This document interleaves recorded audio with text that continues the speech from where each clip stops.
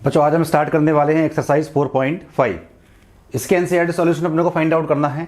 एक नया टॉपिक इसमें दे रखा है, examine the consistency of the system of the equations in exercise 1 to 6।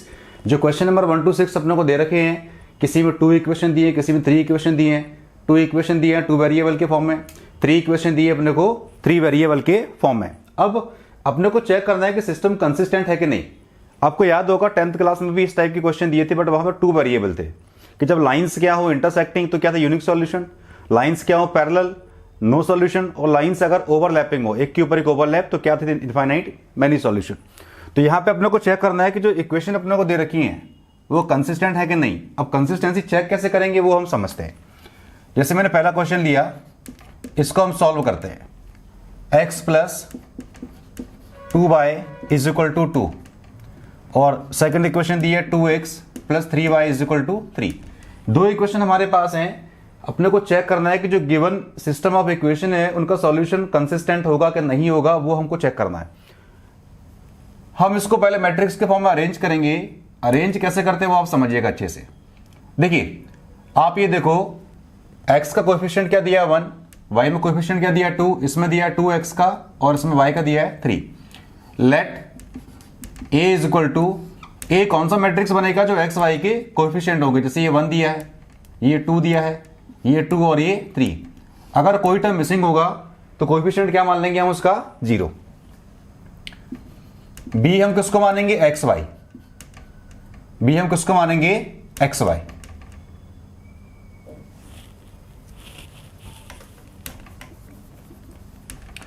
B हम किसको लेंगे, जो इक्वल टू में नंबर दिया है उसको लेंगे हम b, 2 और ये 3। और x किसको मानेंगे हम, जो अपने को वेरिएबल दिए हैं x y। देखो a कौन सा मैट्रिक्स बनेगा, जो कोएफिशिएंट अपने को दिए है x y के, जैसे ये 1 है, इसमें 2 दिया है और इसमें 2 है और इसमें 3 है। b किसको मानेंगे, जो इक्वल टू में नंबर दिए हैं और ये x। तो इसको किस फॉर्म में लिखेंगे हम, ax is equal to b। समझिएगा बात को आप, ax is equal to b। a matrix हो गया, x ये हो गया, b ये मैट्रिक्स हो गया। देखो इसका ऑर्डर क्या है 2 इंटू 2, इसका ऑर्डर क्या है 2 इंटू 1 और ये 2 इंटू 1।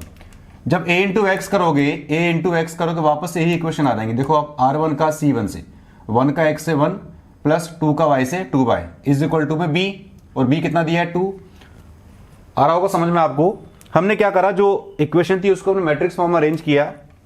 a किसको लेंगे, जो कोएफिशिएंट दिए एक्स वाई के, उसको मैट्रिक्स में अरेंज करो। b किसको लेंगे, जो इक्वल टू में वैल्यू दी है। x किसको लेंगे हम, जो वेरिएबल दिए हैं। अगर इसमें 3 वेरिएबल होंगे तो क्या जाएगा एक्स वाई जेड। यहां से अपने को इनवर्स फाइंड आउट करना होता है। इनवर्स कैसे निकालते हैं वो समझिए। हम पोस्ट मल्टीप्लाई करते हैं दोनों साइड ए इनवर्स से।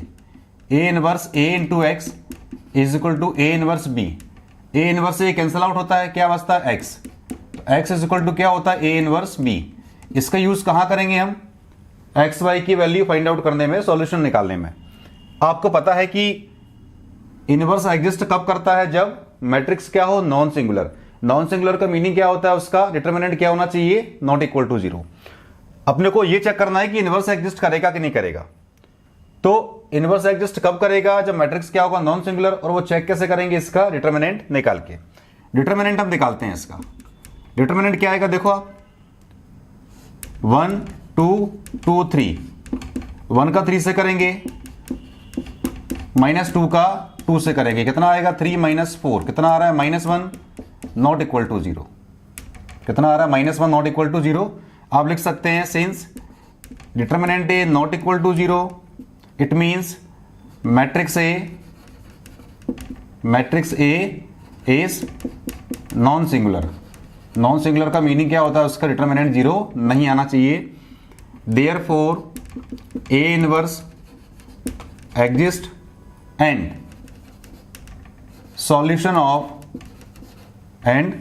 solution of system of equations is consistent। फिर से देखिए आप, जो इक्वेशन गिवन है उसको मैट्रिक्स फॉर्म में इस तरीके से अरेंज करेंगे। हम सपोज करेंगे x किसको लेंगे, जो वेरिएबल दिए, अगर 3 वेरिएबल होंगे तो x y z जाएगा। a किसको लेंगे, जो एक्स वाई में कोएफिशिएंट दिए और b जो इक्वल टू में वैल्यू गिवन है। डिटरमिनेंट फाइंड आउट करिए। अगर ये 0 नहीं आ रहा है तो मैट्रिक्स क्या होगा, नॉन सिंगुलर। ए इनवर्स एग्जिस्ट करेगा और solution of system of equation क्या होगा, कंसिस्टेंट। अगर डिटर्मिनेंट 0 आ जाए तो उस केस में क्या होगा वो हम आगे देखने वाले। इसका सेकंड क्वेश्चन देखिए, सेकंड क्वेश्चन में क्या दिया, देखो इसमें भी इक्वेशन दी है 2x minus y is equal to 5, x plus y is equal to 4। इसको भी लेके चलते हैं। इसमें दी है 2x माइनस वाई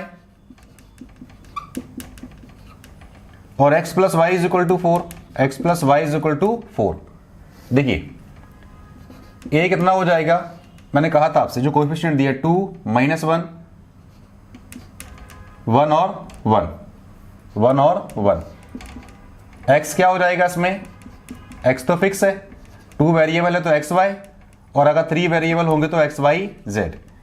बी किसको सपोज करते हैं, जो इक्वल टू में वैल्यू गिवन है 5 और ये 4, ये इसको सपोज करते हैं। और ए एक्स इज इक्वल टू क्या होता है b, और x इज इक्वल टू क्या होता है a इनवर्स b। अभी अपने को सिर्फ सिस्टम में कंसिस्टेंसी चेक करना है, एक्स वाई की वैल्यू नहीं निकालना है, वो आगे क्वेश्चन में पूछा गया है। क्या करेंगे, फिर से हम डिटर्मिनेंट a निकालेंगे, 2 माइनस 1, 1 1। देखो फिर से क्या आ जाएगा, 2 इंटू 1 माइनस 1 इंटू माइनस 1, कितना आ जाएगा ये 2 प्लस 1, कितना आ रहा है 3, नॉट इक्वल टू 0। आप लिखोगे since determinant a not equal to 0, hence a inverse exist and solution of system of equations is consistent, is consistent. अगर डिटर्मिनेंट ए 0 नहीं आता तो आगे कैसे करना है वो अगले क्वेश्चन में हम देखने वाले हैं। फर्स्ट क्वेश्चन में क्या हुआ, डिटर्मिनेंट ए 0 नहीं आ रहा है, मतलब मैट्रिक्स क्या नॉन सिंगुलर, इसमें भी क्या हो जाएगा नॉन सिंगुलर।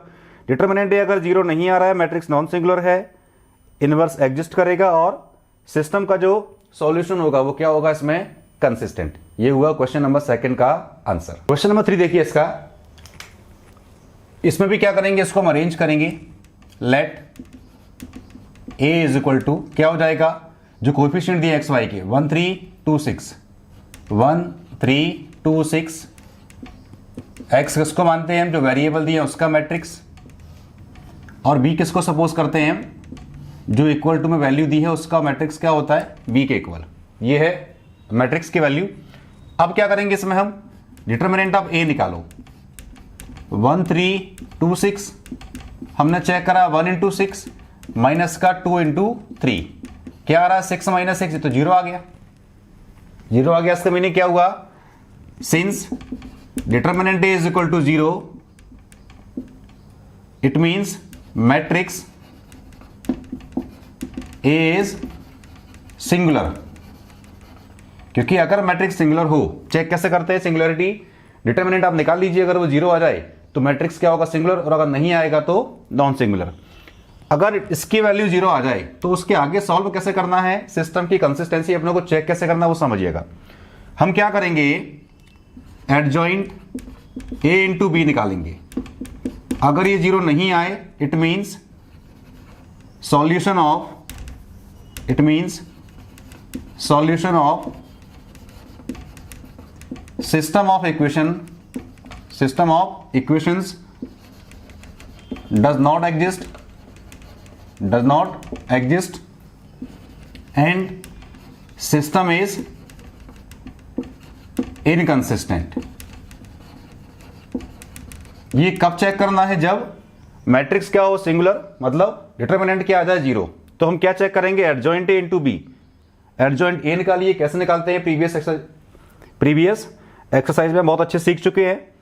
उसका मैट्रिक्स भी मल्टीप्लाई करिए, नॉट इक्वल टू 0 आना चाहिए। नॉट इक्वल टू 0 का मीनिंग क्या हुआ, मैट्रिक्स नल मैट्रिक्स नहीं आना चाहिए। नल या 0 मैट्रिक्स में क्या होता है, सारे एलिमेंट 0 होते हैं। तो एडजॉइंट ए का मल्टीप्लाई करिए मैट्रिक्स बी से, अगर वो नल मैट्रिक्स नहीं आ रहा है तो solution of system of equation does not exist and system is inconsistent. ये अपने को चेक करना होता है कब, जब मैट्रिक्स क्या हो सिंगुलर। हम चेक करते हैं, इसका एडजॉइंट निकालते हैं। एडजॉइंट ए क्या हो जाएगा, a11 a12 a21 a22। Capital क्या है इसमें, को फैक्टर a11 कैसे निकालेंगे आपको पता ही है। अब तो जो फॉर्मूला होता है वो कौन सा होता है, ए आई जे इज इक्वल टू -1 की पावर आई प्लस जे और एम आई जे। एम क्या होता है माइनर, आई जे क्या होता है रो नंबर कॉलम नंबर, और ए क्या होता है इसमें कैपिटल वाला कोफैक्टर। A11 कैसे निकालेंगे, इसको हाइड करेंगे, कितना हो जाएगा 6। A12 माइनस आएगा क्योंकि 1 + 2 3 power odd sign negative. A12 का मीनिंग क्या होता है, फर्स्ट रो सेकंड कॉलम को हाइड करिए, क्या बचेगा 2, बट आगे माइनस लगा होगा A21, ये भी कितना आएगा माइनस, रिपीट कर चुके कई बार। सेकंड रो फर्स्ट कॉलम को हाइड करिए, A22 क्या हो जाएगा, सेकंड रो सेकंड कॉलम को हाइड करिए। तो एडजॉइंट A क्या हो जाएगा, वैल्यू पुट करिए 6 -2 -3 1। अब क्या करो, एडजॉइंट A इंटू बी निकालिए आप, क्या हो जाएगा देखो 6 -2 -3 1 और बी कितना है, गिवन है 5 8। देखो इसका ऑर्डर क्या है 2 × 1, इसका ऑर्डर क्या है 2 × 2। आपको पता है कि जब भी मैट्रिक्स को मल्टीप्लाई करते हैं फर्स्ट मैट्रिक्स का कॉलम नंबर सेकंड के रो से मैच करना चाहिए, मैच कर रहा है, नए वाले का ऑर्डर क्या आएगा 2 × 1। मल्टीप्लाई कैसे करते हैं वो देखो आप, R1 का C1 से 6 का 5 से 30 -3 का 8 से 24, और क्या हो जाएगा देखो R1 का फर्स्ट कॉलम से हो ही गया। अब इसका सेकंड कॉलम से देखो, सेकंड रो का फर्स्ट कॉलम से, R1 का फर्स्ट कॉलम से हो गया, कॉलम तो इसमें एक ही है। अब सेकंड रो फर्स्ट कॉलम, तो माइनस का 2 से 5 से करेंगे तो ये माइनस का 10, 1 का 8 से करेंगे तो 8, क्या आ रहा है देखो, ये बचेगा 6 और ये बचेगा माइनस का 2, मतलब not equal to null matrix. Adjoint A into B क्या आ गया, not equal to null matrix. It means आप लिख सकते हैं hence solution of system of equations does not exist and system is inconsistent। System is inconsistent. तो करना क्या, इसमें इक्वेशन दे रखी है अपने को, चाहे वो 2 वेरिएबल में हो 3 वेरिएबल में हो। सबसे पहले क्या चेक करो आप, डिटरमिनेंट ए निकालो, अगर वो 0 नहीं आए तो मैट्रिक्स क्या नॉन सिंगुलर इनवर्स एग्जिस्ट करेगा, सिस्टम क्या होगा इसमें कंसिस्टेंट। अगर ये 0 आ जाए, डिटरमिनेंट ए 0 आ जाए तो फिर क्या चेक करेंगे हम, एडजॉइंट ए इंटू बी। अगर ये 0 नहीं आए तो सॉल्यूशन में system of equation does not exist, और सिस्टम क्या होगा इसमें इनकंसिस्टेंट। हमने एडजॉइंट ए निकाला, एडजॉइंट ए इंटू बी किया, इसमें कुछ वैल्यू आ रही है, मतलब ये नल मैट्रिक्स नहीं आ रहा, नल या 0 मैट्रिक्स नहीं आ रहा है, तो इसका मीनिंग क्या हुआ कि solution of system of equations does not exist and system is inconsistent. तो इस तरीके से हम चेक करते हैं कंसिस्टेंसी कब, जब मैट्रिक्स क्या हो, सिंगुलर। ये हुआ क्वेश्चन नंबर 3 का आंसर। क्वेश्चन नंबर 4 देखिए आप, 3 वेरिएबल गिवन है, 3 इक्वेशन गिवन है। सबसे पहले क्या चेक करेंगे इसको हम कि सिस्टम कंसिस्टेंट है कि नहीं, और वो चेक कैसे करते हैं, इसका डिटरमिनेंट फाइंड आउट करके। लेट पहले इसको मैट्रिक्स फॉर्म में अरेंज करते हैं। एक इसको बोलेंगे हम जो एक्स वाई जेड के वेरिएबल दिए उनका मैट्रिक्स, जो कोएफिशिएंट दिए हैं एक्स वाई जेड के 1 1 1, तो मैट्रिक्स हम एक इसको बोलेंगे जो कोएफिशिएंट दिए एक्स वाई जेड के, उसको मैट्रिक्स फॉर्म में अरेंज करना। तो क्या मिलेगा अपने को, मैट्रिक्स ए 2 3 2 2 3 2, ये ए और 2a, ए और ये 2a। x क्या होगा इसमें, 3 वेरिएबल वाला, x y और z। b किसको बोलेंगे हम, आपको पता ही है, जो इक्वल टू में वैल्यू दी रहती है 1 2 4, उससे क्या बनेगा मैट्रिक्स b। इसका ऑर्डर क्या है 3 × 1, 3 × 1 और ये 3 × 3। इसीलिए हम लास्ट में क्या लिखते हैं, ax is equal to b और x is equal to a inverse b, x is equal to a inverse b। सबसे पहले क्या करो आप, डिटरमिनेंट a निकालो, क्योंकि चाहे सिस्टम कंसिस्टेंट हो या इनकंसिस्टेंट, हम स्टार्टिंग कहां से करते हैं, डिटरमिनेंट फाइंड आउट करके। क्या हो जाएगा 1 2 स्मॉल a, 1 3 स्मॉल a, 1 2 और ये 2 स्मॉल a।